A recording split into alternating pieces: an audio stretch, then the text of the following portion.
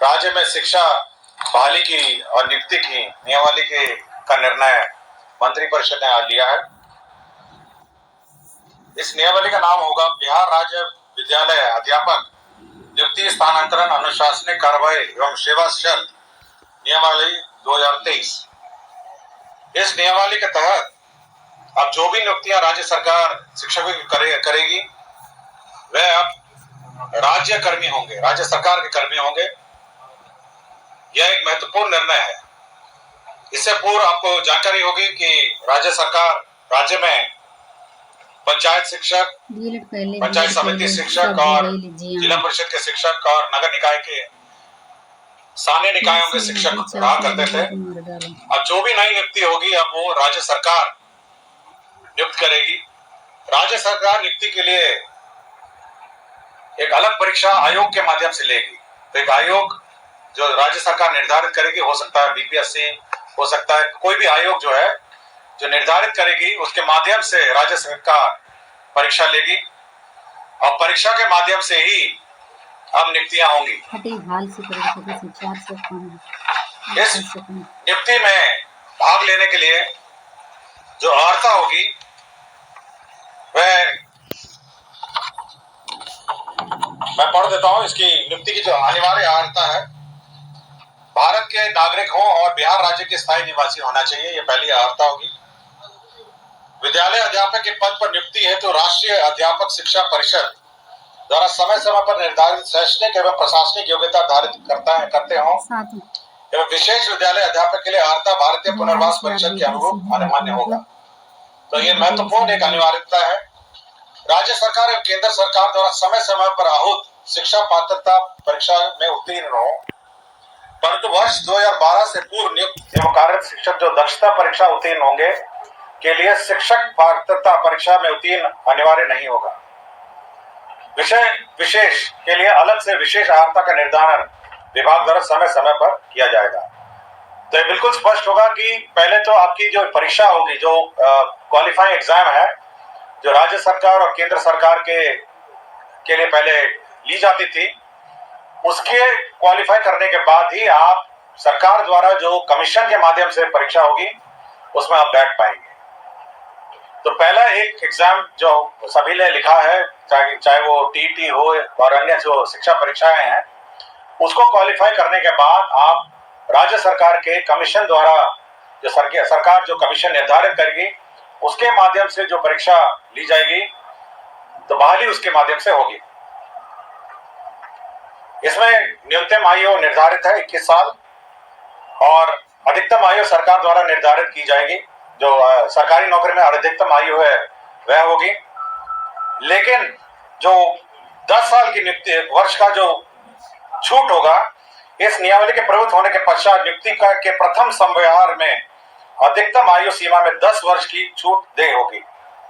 तो इसमें नियमावली में 10 वर्ष का छूट का भी प्रावधान है जो लोग पूर्व में नियुक्त होंगे। इसमें यह खासियत यह है कि इस परीक्षा में जो अभी वर्तमान में जिसको आप कहते हैं 7वें चरण या अन्य चरण जो है, वो लोग भी बैठेंगे, परीक्षा लिखेंगे और साथ ही साथ जो अभी तक जो शिक्षक नियुक्ति जो गैर सरकारी शिक्षक हैं, जो सरकार के जो नगर निकाय और पंचायत स्तरीय और स्थानीय निकाय के शिक्षक हैं, वह भी इसमें बैठ पाएंगे। तो सभी प्रकार के शिक्षक जो है, जो अर्हता रखते हैं, वह बैठ पाएंगे और इस नियमावली के माध्यम से अगर अर्हता रखते होंगे तो कमीशन द्वारा जो परीक्षा ली जाएगी उसमें बैठेंगे।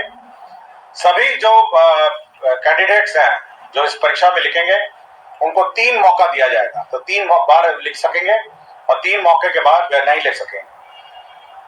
जहां तक रिजर्वेशन की बात है, सारा राज्य सरकार द्वारा निर्धारित आरक्षण रोस्टर का पालन किया जाएगा और लेकिन साथ ही साथ जो आरक्षण है प्राथमिक या मध्य विद्यालय के मूल कोटि एवं स्थानक कोटि के विद्यालय प्रधानाध्यापक के पद पर प्रत्येक विषय में न्यूनतम 50% महिला अभ्यर्थियों की नियुक्ति की जाएगी। जो वर्तमान में शिक्षा में जो आरक्षण लागू है वह यथावत रहेगा, किंतु अन्य जो महिलाओं को छोड़ के अन्य जो राज्य सरकार का जो आरक्षण का नियम है वह लागू होगा।